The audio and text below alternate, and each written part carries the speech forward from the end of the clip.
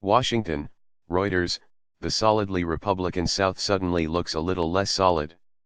Tuesday, a Euro trademark's upset win by Democrat Doug Jones in Alabama, coupled with last month a Euro trademark's Democratic sweep in Virginia, has given the party new optimism about its 2018 prospects in the South and other conservative, heavily rural regions where Republicans have dominated for decades. Jones, a former federal prosecutor, took advantage of the controversy over sexual misconduct allegations against his Republican opponent Roy Moore to become the first Democrat elected to the U.S. Senate in Alabama in a quarter century.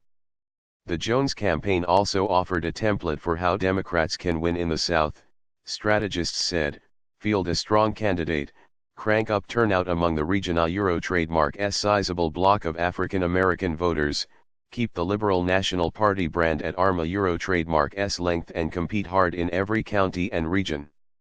Add in the grassroots energy of the liberal resistance to President Donald Trump, the disaffection of moderate suburbanites turned off by Trump, and a conservative wing sapped of enthusiasm by Republican infighting, and Democrats see an opportunity for a brighter future in the South starting in next year, a Euro trademark's midterm elections.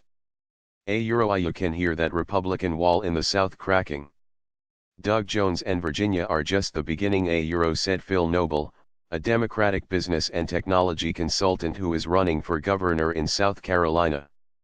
Republicans are not convinced, citing years of still unrealized Democratic predictions that demographic changes would turn Republican-dominated conservative states like Georgia and Texas into toss-ups.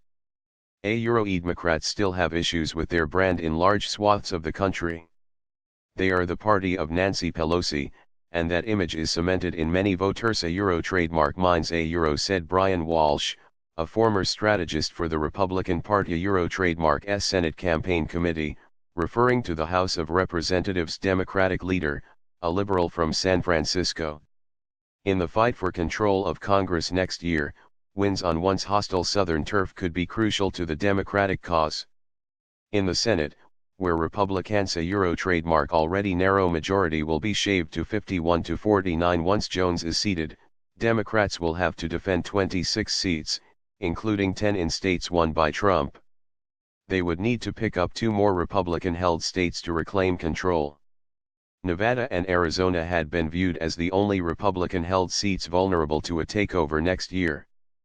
But Democrats now see possibilities in Tennessee, where popular former Democratic Governor Phil Bredesen has jumped into the race for the seat of retiring Republican Bob Corker, and Mississippi, where incumbent Republican Roger Wicker could face a bruising primary challenge. In the House of Representatives, Democrats need to gain 24 seats to win a majority. Their target list of 91 districts includes 1 each in Alabama, Arkansas, and Kentucky, 2 in Georgia and 4 in North Carolina. Using the suburbs to eject out of the DIC or if the election were held today, I do think you could see Democrats winning in some areas of the country where Democrats have an Euro trademark T1 in the last decade, said Zach McCrary, a Democratic pollster based in Alabama. In addition to the congressional races, governor's Euro trademark contests in Georgia and South Carolina and state legislative races across the region will give Democrats a shot to compete in areas where they once dominated local politics but are now a minority party defined by liberal views on cultural issues such as abortion and gay rights.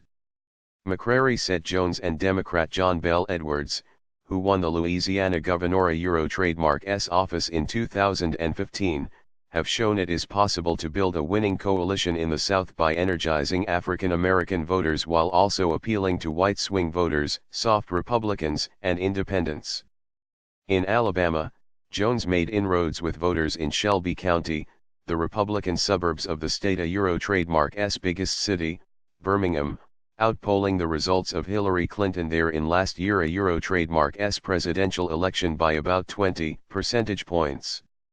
That should be a warning sign to Republicans after Trump Euro trademark's weak performance in wealthier, more educated suburban districts in 2016 and Democrat Jon Ossoff Euro trademark's strong, though ultimately losing bid in a special election earlier this year for a congressional seat in a suburban Atlanta district that has been long held by Republicans, said David Hughes, a professor at Auburn University Montgomery in Alabama. Or if Democrats want to get out of the ditch they are in Alabama and the South, they will do it in the suburbs, said Hughes, an expert on Southern politics and judicial elections. In the 9 states that form the political backbone of the Republican-dominated South, Alabama, Arkansas, Georgia, Kentucky, Louisiana, Mississippi, Tennessee, and South and North Carolina, Republicans will hold 17 of the 18 Senate seats once Jones takes office, as well as 56 of the 70 House seats.